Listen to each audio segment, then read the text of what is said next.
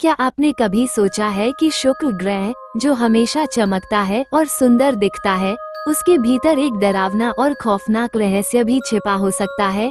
एक भारतीय वैज्ञानिक जब वहां गया, तो वो अकेला नहीं लौटा, उसके साथ कुछ और भी आया। एक ऐसी आत्मा जो अब धीरे धीरे पृथ्वी को अपनी गिरफ्त में ले रही है। विज्ञान और अंधविश्वास की इस टकराहट में सवाल सिर्फ इतना है, क्या पृथ्वी बचेगी या शुक्र का शाप सब कुछ निगल जाएगा। ये कहानी है डर की, बलिदान की और एक ऐसी सच्चाई की जो आपकी आत्मा तक को झकझोर देगी। कही अनकही बातें, हिंदी हॉरर स्टोरी। क्या शुक्र ग्रह पर जीवन है? ये सवाल हमेशा से अंतरिक्ष वैज्ञानिकों, खगोल शास्त्रियों और भूत प्रेतों के शिकार हुए लोगों तक को परेशान करता रहा है। लेकिन मेरा नाम नयन है और मैं इस सवाल का जवाब अपनी जान पर खेल कर लाया हूँ।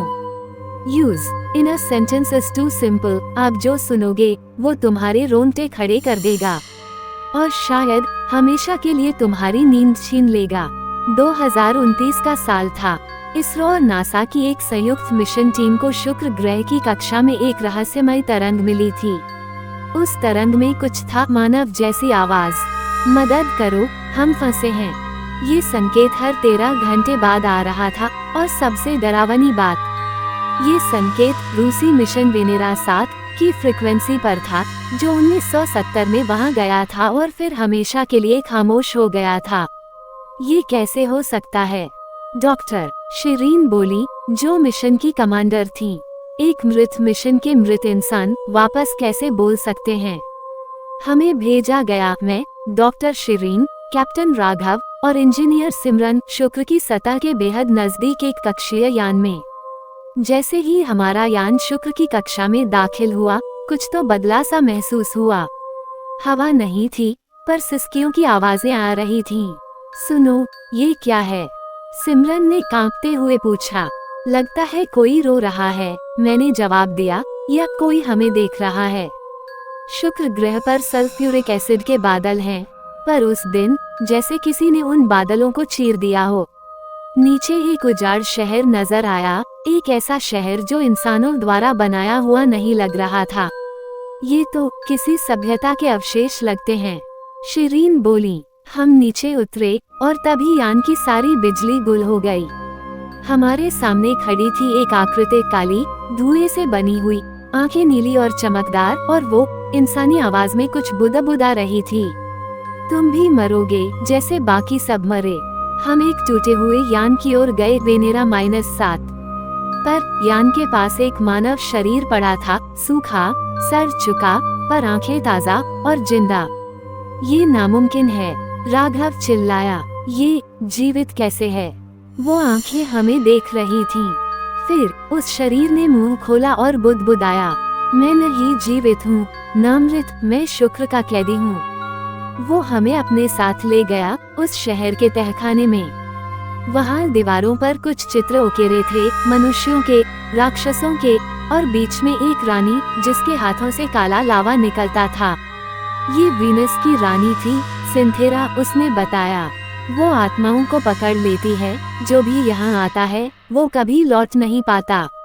तो तुम्हें क्या चाहिए हमसे? शिरीन चिल्लाई। तुम्हारी आत्मा, वो बोला और उसका चेहरा पिघलने लगा। उसकी आंखें काली हो गईं और उसकी चीखों ने हमारी नसें जमा दी। हम भागे, पर सिमरन नहीं बच पाई।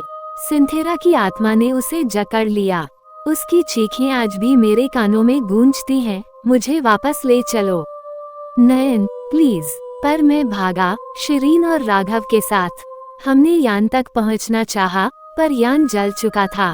अब बस एक रास्ता बचा था, एक मंदिर, शुक्र के प्राचीन देवी का, जो शायद हमें बचा सकती थी। हमने मंदिर में प्रवेश किया। वहाँ एक मूर्ति थी, 3 सिरों वाली, हाथों में रुधिर से भरे पात्र, और उसके सामने एक संदेश उकेरा था, जो जीवन की चाह रखे उसे मृत्यु का स्वाद चखना होगा। शिरीन आगे बढ़ी। मैं बलिदान दूंगी, उसने कहा। मेरी आत्मा ले लो, बाकियों को छोड़ दो। एक पल में मूर्ति की आंखें चमक उठीं। शिरीन का शरीर हवा में उठ गया और फिर राख बनकर जमीन पर गिर गया। हम बचे, मैं और राघव। इसरो की मदद से हम वापस पृथ्वी लौटे, पर लौटकर भी क्या बचे। राघव ने कुछ ही हफ्तों में आत्महत्या कर ली। वो हर रात मेरे सपनों में आती है। सिंथेरा, सिमरन की आवाज और शिरीन की चीख, मैं अब और नहीं सह सकता और अब मैं अकेला बचा हूँ। उस रात मेरी नींद खुली। मेरे कमरे की दीवार पर एक लाल दरवाजा बनता हुआ दिखा, जैसे किसी ने आग से उसे खींचा हो। उस दरवाजे से सिमरन की आवाज आई, नयन आ जाओ, मैं जिंदा हूँ। मैंने आंखें मसल ली, लेकिन दरवाजा अब भी वहीं था। क्या मैं पागल हो रहा हूँ या फिर शिरीन का बलिदान सच में अधूरा था। नासा और इसरो का संयुक्त फोबोस एक स्टेशन, जो मंगल और शुक्र की कक्षा को मॉनिटर करता है, वहाँ से फिर अजीब तरंगे मिली। पर इन तरंगों में इस बार जो शब्द थे, उन्होंने सभी के दिल कंपा दिए। ब्लड गेट खुल गया है। शुक्र का द्वार अब जीवित है। सारे वैज्ञानिकों ने मिशन स्थगित कर दिया, पर मैंने तय कर लिया था, अगर मैं नहीं गया तो और कोई नहीं बचेगा। एक निजी मिशन शुरू हुआ, प्रोजेक्ट अग्नि रेड। मेरे साथ था एक रहस्यमय वैज्ञानिक, डॉक्टर एनिग्मा, जो खुद को स्पिरिट फिजिसिस्ट कहता था। उसने मुझसे कहा, शुक्र का शहर कभी जीवन से भरा था, पर वहाँ के बाशिंदों ने आत्मा और विज्ञान को मिला दिया और यहीं उनकी तबाही शुरू हुई। द रेड गेट एक अलौकिक प्रयोग है, नयन, और तुम्हारे दिमाग में उसकी गूंज है, क्योंकि तुम चुने हुए हो। हम एक उन्नत यान से शुक्र पर उतरे, पर इस बार ग्रह वैसा नहीं था जैसा पहले था। पूरा ग्रह जैसे खून से लथपथ था।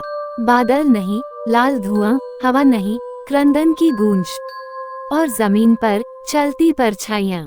डॉक्टर एनिग्मा ने एक डिवाइस निकाली, सोल रेजोनेटर। ये तुम्हारी आत्मा की सिग्नल को पकड़ सकती है, उसने कहा। और तभी वो डिवाइस जल गई। Dangerous soul detected. क्या ये सिमरन की आत्मा है या कोई और? मैंने कांपते हुए पूछा। जैसे ही हम रेड गेट के पास पहुँचे, एनिग्मा की आंखें सफेद हो गईं। उसने जोर से चिल्लाया, "They're inside me, the rulers of Venus." वो हवा में उछला और आग में जलने लगा, पर उसकी आवाज अब भी बोल रही थी, खून से रास्ता खुलेगा, बलिदान चाहिए।